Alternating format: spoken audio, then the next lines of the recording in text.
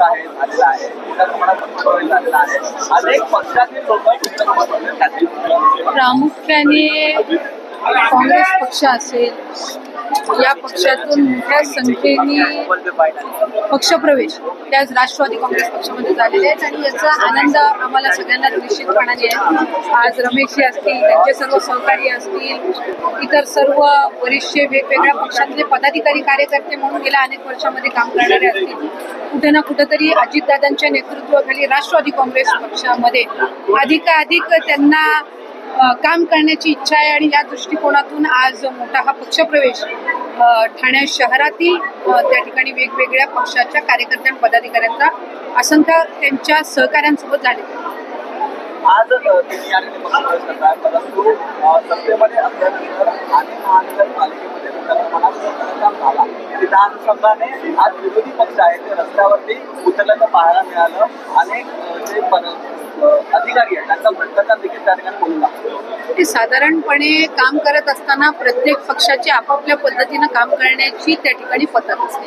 आता जे विरोधी पक्ष आहेत ते त्या ठिकाणी विरोधच करणार, त्याच्यामुळे ते विरोधक आहेत आणि त्यांची विरोधी भूमिका आहे म्हणून ते त्या ठिकाणी त्यांची भूमिका तशा पद्धतीनं मांडतात. आम्ही महायुतीचे घटक पक्ष म्हणून काम करत असताना एका बाजूला राष्ट्रवादी काँग्रेस पक्षाचं संघटन मजबूतीकरण करणे, त्याचबरोबर जी काही पक्षाची राष्ट्रवादी काँग्रेस पक्षाची गेल्या अनेक वर्षांपासूनची इथं ताकद असेल, ज्याच्या वॉर्डमध्ये आम्ही गेल्या अनेक वर्षांपासून सक्रिय आहोत किंवा तिथं राष्ट्रवादी काँग्रेस पक्षाच्या चिन्हावरचे नगरसेवक त्या ठिकाणी निवडून येत आहेत, तिथं आम्ही अधिकाधिक लक्ष केंद्रित करत आहोत.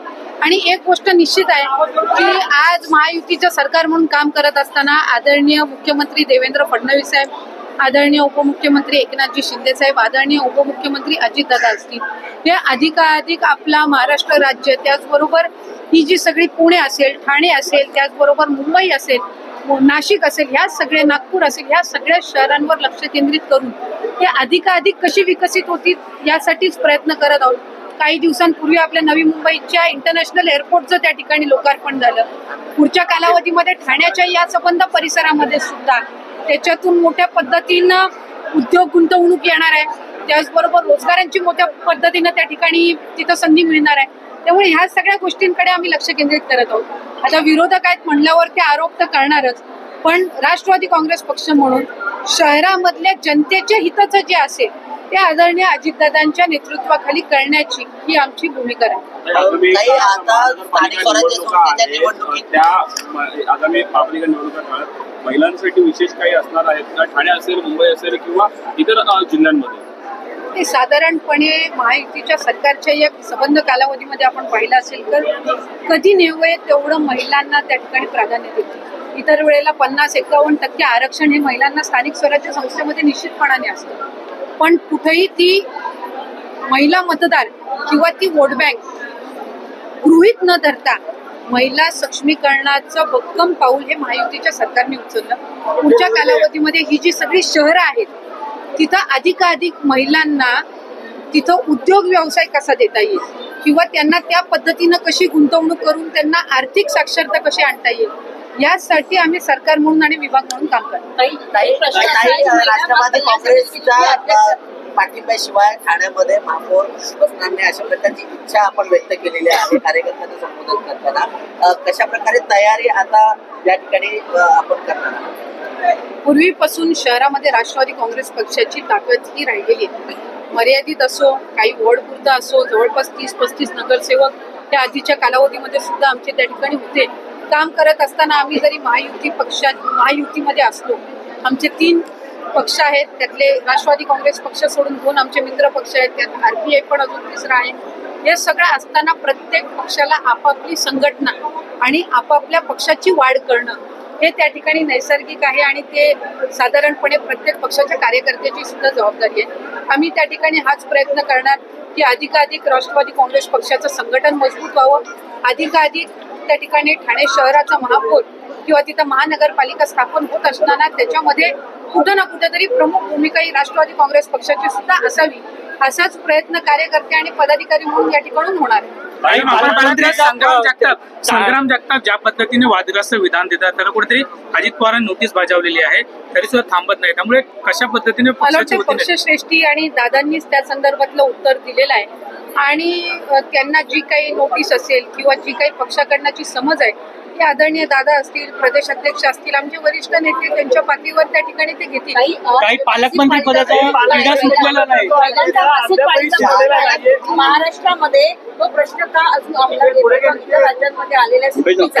पहिल्यांदा मानसिक पाळीमध्ये मला वाटतंय आत्ताच साधारणपणे एखाद्या कुठल्या राज्याने तो निर्णय घेतलेला आहे. आपण एक गोष्ट समजून घेतली पाहिजे की आपल्या देशामध्ये अनेक राज्य आहेत. प्रत्येक राज्याची भौगोलिक परिस्थिती, तिथली आर्थिक परिस्थितीमध्ये वेगवेगळं समीकरण आहे आणि वेगवेगळी तिथली परिस्थिती असते. आज आपण एका बाजूला म्हणतो की महिला या सक्षम आहेत, महिला या प्रत्येक क्षेत्रामध्ये इक्वल आहे. एका बाजूला आपण ते म्हणत असताना महाराष्ट्र राज्य उद्योग व्यवसायामध्ये इव्हन जीएसटी कॉन्ट्रीब्युशन मध्ये बाकी राज्यांच्या तुलनेमध्ये आज खूप पुढे आहे. महिलांची लोकसंख्या इथं मोठ्या प्रमाणामध्ये आहे. त्याच्यामुळे काम करत असताना एखादी प्रायव्हेट सेक्टरमध्ये काम करत असेल, पब्लिक सेक्टरमध्ये काम करत असेल, कुठल्याही सेक्टरला असं वाटायला नको की एखाद्या महिलेला आपण तिथं काम केलेलं आहे तर त्याच्याने कुठलं तरी आपल्या कंपनीचं किंवा आपल्या व्यवस्थापनचं कुठे नुकसान होते. ही बाब जरी एका बाजूला असली तरीही महिलांच्या मासिक पाळीच्या दरम्यान होणारा जो त्रास आहे त्या संदर्भामध्ये शासनाकडे जर तशा पद्धतीचं आम्ही त्याचाही एक प्रस्ताव तयार करू आणि त्याच्यामध्ये आपल्या इथल्या महिला कामगार किंवा वर्किंग वुमेन यांचं मूल्यमापन करून त्या संदर्भातला जो निर्णय आहे जर तो संयुक्त असेल तर तो महायुतीच्या सरकारच्या वतीने निश्चितपणाने घेतला जाईल. सुरेश लाड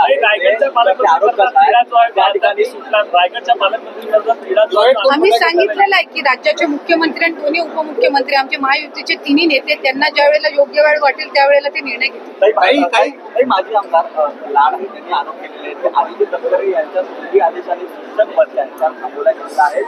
मला वाटतं त्यांचा मी माझ्या वतीने त्यांना समजवण्याचा प्रयत्न केला की त्यांचा काही गैरसमज झालेला आहे.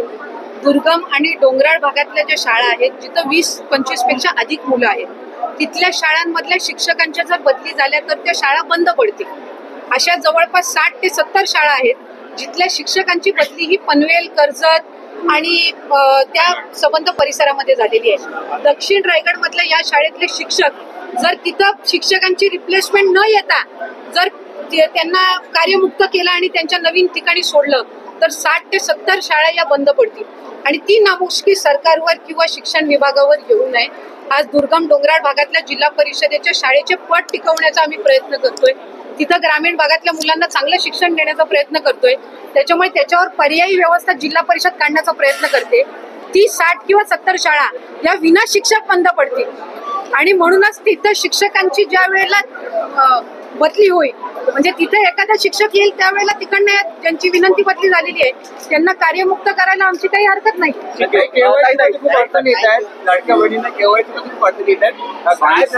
मला आपल्या माध्यमातून सांगायचं आहे की सर्व्हरमध्ये सुद्धा आम्ही अनेक सुधार आणलेले आहेत.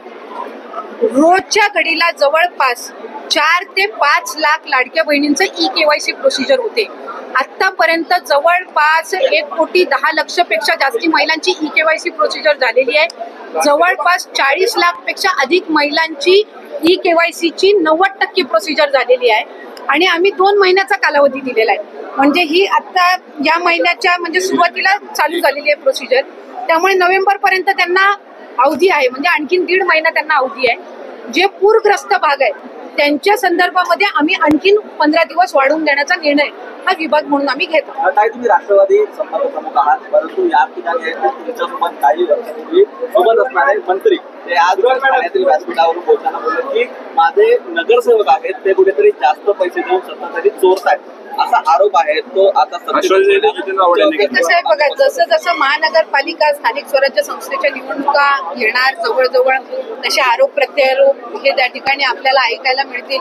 अनेक वेळेला जी गोष्ट पूर्वीच्या कालावधीमध्ये योग्य वाटायची ती आता चुकीची वाटायला लागेल, जी चुकीची होती ती आता योग्य वाटायला लागेल. त्याच्यामुळे जो तो त्याचा प्रश्न आहे. शेवटी आम्ही पक्ष म्हणून किंवा महायुती म्हणून मतदार बंधू भगिनींनी जी आम्हाला संधी दिलेली आहे त्यांच्यासाठी अधिकाधिक आम्हाला काय करता येईल आम्ही त्याच्याकडे लक्ष केंद्रित करतो. त्याच्यामुळे कोण काय टीका करते याच्यामध्ये अधिक वेळ न घालवता आम्ही सरकारचा भाग आहोत, आमच्यावर जास्ती जबाबदारी आहे, आमच्याकडनं लोकांच्या जास्ती अपेक्षा आहेत. त्यामुळे त्या अपेक्षा कशा पूर्ण करता येतील याकडे आम्ही निश्चितपणाने अधिक लक्ष देऊ. हिंदीमध्ये करत